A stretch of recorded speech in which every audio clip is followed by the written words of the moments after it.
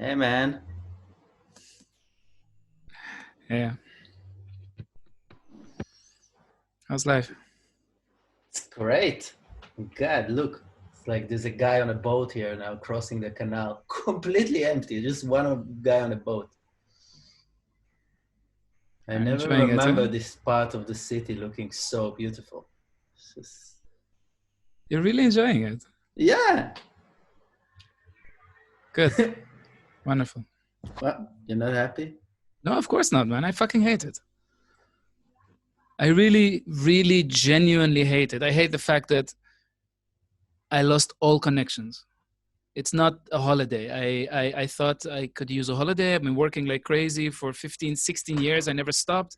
But I hate the fact that I have no connection. I'm not on stage. I can't talk to people. I can't look them in the eyes. I can't tell them a story. I can't draw them in. I don't know who I am. I fucking hate it. You also grew a beard like the Ayatollahs. Yeah, yeah. True, true. Look, okay, listen. I had a date a few months ago. Listen to this. I was I was about to perform, and I met this girl, woman, long curls, full lips, these curious eyes, and I told her, like, you have to come and you have to see my performance, because sometimes it's going to be a really nice one. So I tell her to come, and it's one of those nights where, like, everyone has like 7-8 minutes, and I'm about to go on stage. The room is packed, and I'm looking around to see if she's there, because I know if she's going to see me, she's going to like me. I can show her who I am, right? And then the performance starts, and it's I'm on fire. Everything that comes out of my mouth, everything is spot on. And I can see the other performers looking at me, and they're impressed and also a little bit jealous. You're doing a good job when you can feel a bit of that envy. And then the audience, their mouth is open. But in the meantime, I'm also looking around to see if I can see her eyes somewhere, the curls from a distance. But it's a Always dark with room. curls. Always curls. My type. Okay, performance is over. I go off the stage. I look around. I don't see her. But eventually I see her in a corner. I go up to her. I'm happy to see her. And then finally it's over. And then we chat a bit more, and we end up kissing. And it's really nice. It's really, really tender, really sweet. And then afterwards, I ask her, like, hey, listen, what did you think of my performance? I want to know. And she looks at me and she says, I'm sorry, I have to confess, I wasn't there. She went out for a cigarette. Can you imagine? So who am I then, right? So who's the person standing in front of her? Like, what? My God.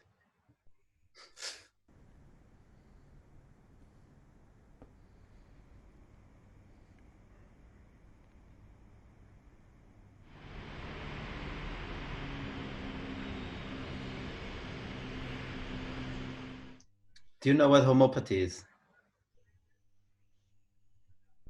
Yeah, it's like, I don't know, when you take something and water it down. Listen, I went to a doctor once, 19 years old. Oh, he was a homeopath. And I asked him, what is it? And he said, let me explain to you by telling you a story. He said, I had once a patient. It was a girl. She was incredibly scared from everything in her life. Whenever her parents would leave the house, she would be terrified. She was standing by the door. She did it because she couldn't study. She had no friends. Their life was shattered. All the family was destroyed because of that. And then came the Gulf War. Now, in the Gulf War, I don't know if you know, but in Israel at the time, there was a fear that Saddam Hussein will fire chemical weapons. So everyone had to isolate a room in their house and sit with gas masks. It was very scary because you didn't know, what's going to happen. And he said, when that happened, the life of that family was very chaotic, like all families in that time. Of course, parents were scared, isolating the rooms, waking up in the middle of the night, crying. And suddenly the girl, she was peaceful. Just taking care of everyone. Mother, don't worry. Papa, let me do the shopping, and became like the adult of the house. And then the doctor, the homeopath, he asked me, do you know why? And I said, no, I don't. He said, well, you know, for the first time in her life, how she felt inside matched with what was happening outside.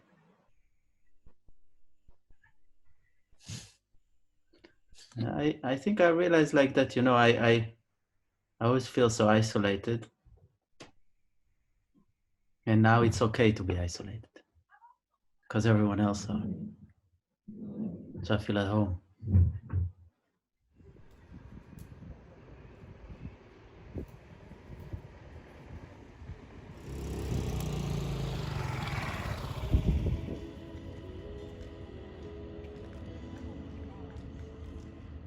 I was walking to the square, Newmarket. It was empty, man. You know how it's like full of tourists, you know, it's terrible here usually. It's beauty. I can see the beauty of the city first time. Empty. The canal, the water, you see the birds, and then suddenly everyone starts to clap from the windows. They were clapping for the NH, for the National Health Service, you know. And I think to myself, my God, you know, we were never so alone these times, but also there was never a time we were so together.